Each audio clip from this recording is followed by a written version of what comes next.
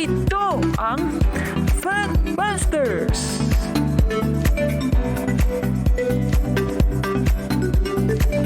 Sa puntong ito ng ating programa, kung hindi ka pa nakasubscribe, pakiclick po ng subscribe button at ang notification bell para updated po tayo sa ating mga susunod na videos. Kaya, let's go at simulan na natin!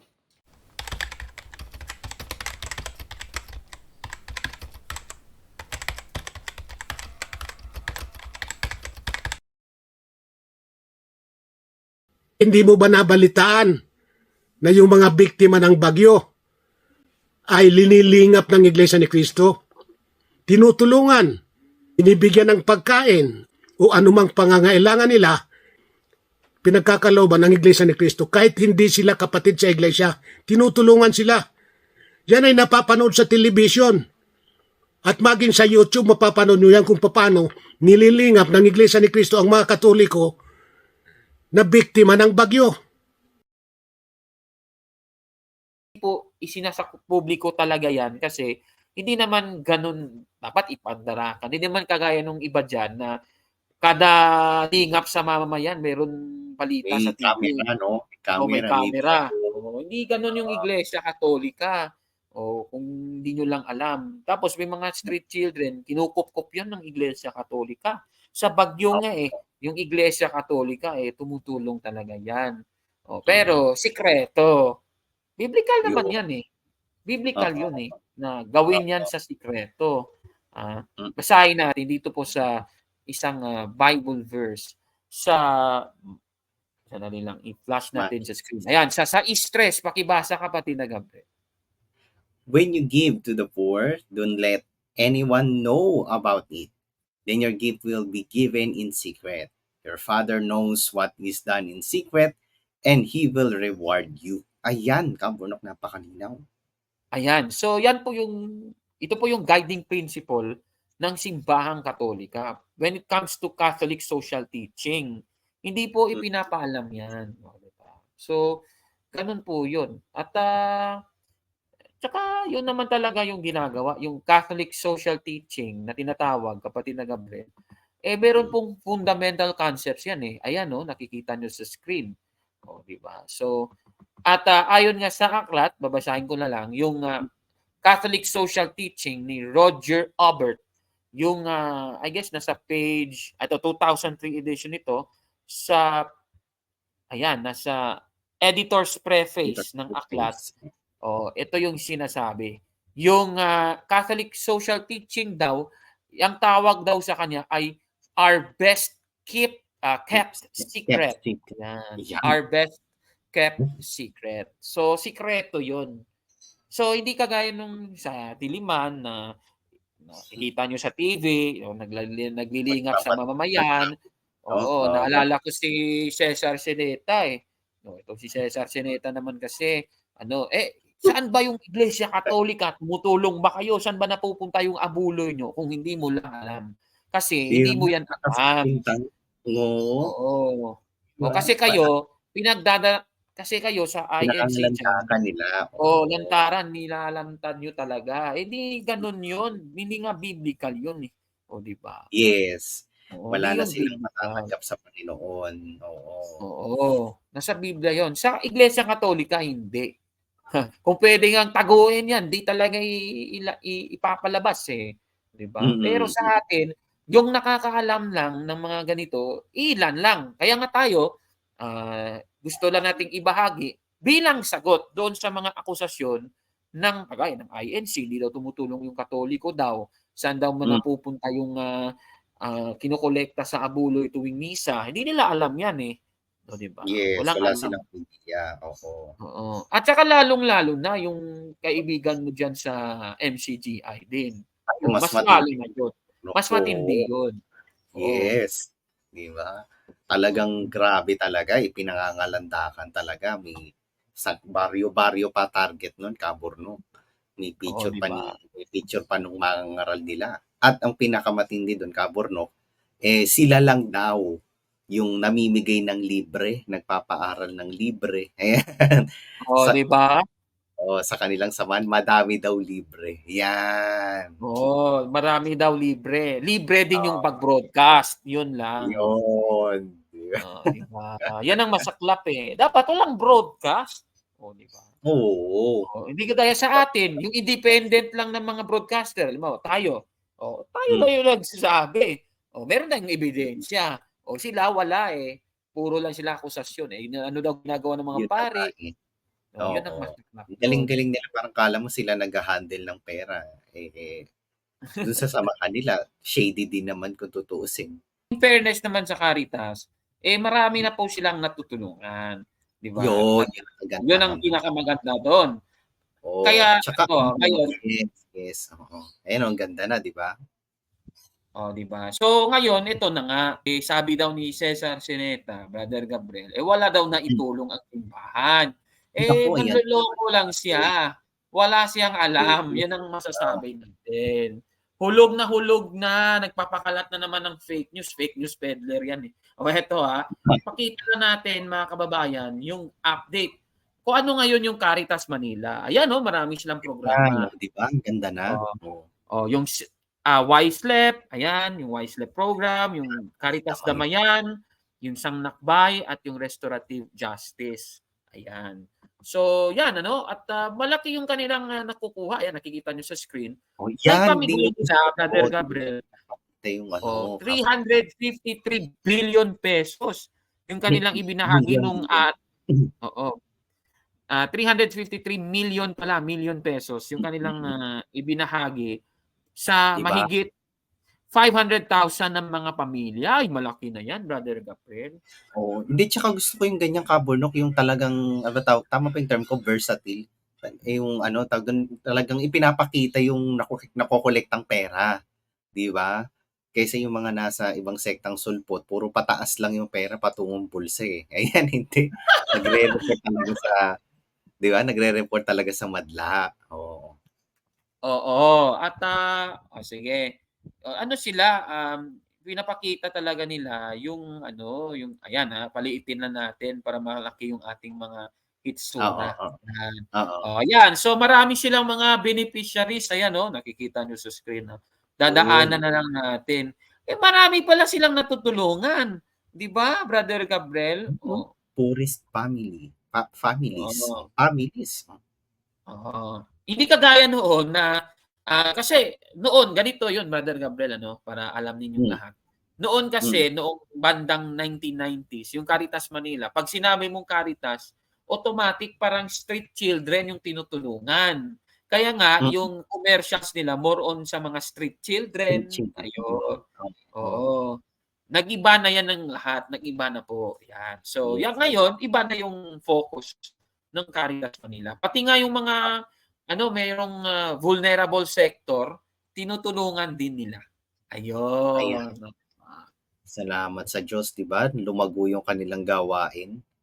At hindi Meron lang po sa Maynila sila tumutulong, sa iba't ibang bahagi ng Pilipinas, tumutulong po sila. Ayan may mga gift check silang nai-distribute sa iba't ibang mga parokya sa buong Pilipinas. Wow, Ayan. nakakatuwa naman. Oo, ayan sa COVID response, Mr. Cesar Sineta, akala ko wala naitulong ang Iglesia Katolika. Ito, 'di ba? Kawawa ka naman.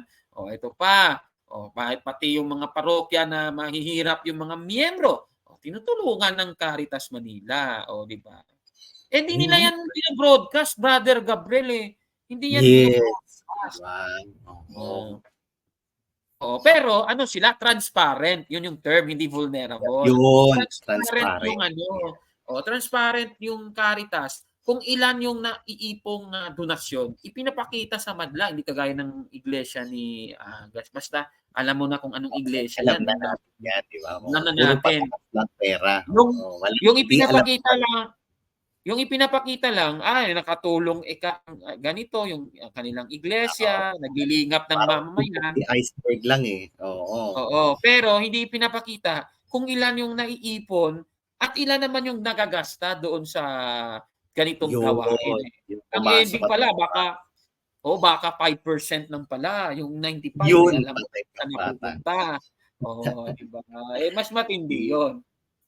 Oh, ganun 'yon, di ba? Dami nilang natulungan, ayan mga dioceses na nag-provide pala sila ng financial assistance. Umabot nga sila sa sa Visayas, ayan sa Ayun, Antique, ayan probinsya na. Antique. Ayan Brother Gabriel, Aklan, ayan di ba? So, Legazpi yan, talagang Bicol, sa Bicol meron sila, sa Palawan nga meron di ba? So, Lipa, marami. Ayan kahit yung meron silang Good Samaritan Program. Samaritan Program, ayan marami silang natutulungan. Ito po yung mga data na ito, 2020 at 2021. At patuloy pa rin yan, hindi na natin nakuha yung mga datos ngayon Pero meron Oh, yan. Yan. So, ayan so yan ang sikreto na dapat lang nating isikreto. Sikreto lang yan. Di ba? tama, tama po, di ba? At walang ano diyan, Kaburnok, ilinawin ko lang walang claim diyan na kami lang ang gumagawa ng mabuti. Ayun. Yung Di gawang ba? mabuti ng sekta, pangit daw sa paningin ng Diyos. Ayan, walang Di yapang-yapang. ba? Mahiya naman kami sa inyo, sa mga nagsasabi kayong gumagawa ng mabuti, ha? Di ba? Mahiya naman kayo sa sarili nyo. Lalong-lalo na ito, panoorin natin, ha? Sige nga.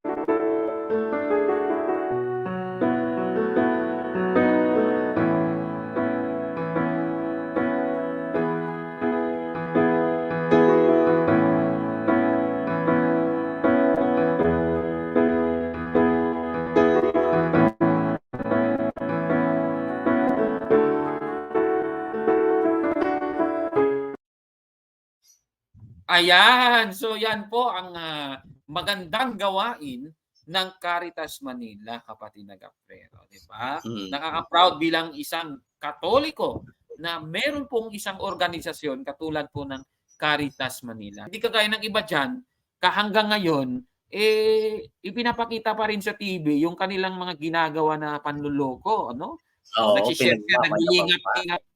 Naglilingap-lingap daw marami daw silang natutulungan, pero marami din silang naloloko. di ba? Niloloko yung nila. At yung pinagsusumbat sa ating mga Katoliko, may kayo ba may libreng pagpapaaral, may libreng pinagbabayaran yung gawang mabuti daw nila pero labag sa Biblia yung ginagawa nila. Yung Caritas tayo lang nakadiskubre nito.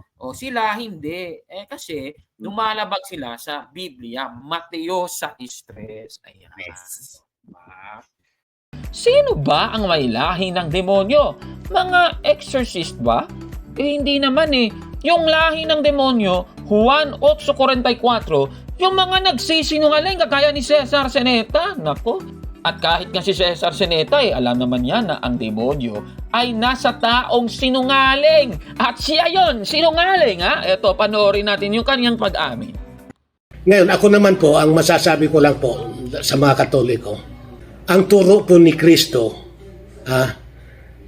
para malaman mo kung ang diablo o demonyo nakatira sa tao, pagka ang tao po nagsisinungaling na, ayan, may demonyo na sa katawan niya. Yun ang sabi ni Kristo.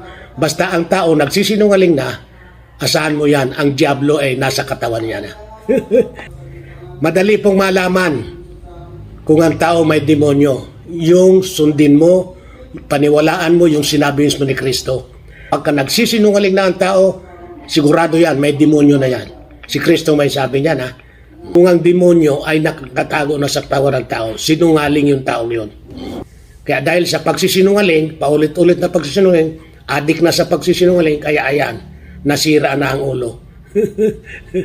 Kung ano-anong nakikita. Ha? Huling-huli talaga. Ay, nako naman. Fake news peddler talaga. Itong si Cesar Sinieta. Mga kababayan, hindi nga ito nakapagtataka Kasi pati nga yung mukha ni Kaburnok, ginawa niya ng fake news. O eto, panoorin natin. Dahil desperado na talaga siya. Kung totoo sinasabi mo, bakit takot kang magpakita ng mukha abang nagsasalita ka? Oh, ngayon, nagkamali ka. Ito ang mukha mo. O yan mga kaibigan, si Burnok. Tandaan niyong maigi ang mukhang niyan. Ayan. Hindi po Pilipino yan. Siguro, naiwan lang yan sa Pilipinas. Yan daw si Kaburnok. Nako, grabe talaga itong taong ito, mga kababayan. Ay, grabe talaga. Halata naman talagang kasing talo na si Cesar Sinieta. Kung sasagutin natin, ang kanyang video, butatang-butata talaga siya sa atin, mga kababayan. Ano po masasabi ninyo sa ating episode ngayon? Comment down below, mga kababayan. At kung like mo ang video na ito, paki-smash ng like button at mag-subscribe na sa ating YouTube channel, Factbusters PH. Kaya, huwag maniwala sa sabi-sabi. Check muna kung fact nga talaga. Hanggang sa susunod na episode, ako po si Kaburnok. At ito ang Factbusters. Nako, si Cesar Sinieta talaga. Fake news peddler na sinungaling pa. At siya na rin yung nagsabi kanina, di ba? Na sa kanya daw ang demonyo. Nako, kawawa naman talaga. Ipa-exercise nga natin ito kay Father Darwin para mawala na ang kanyang, kapalpakan talaga.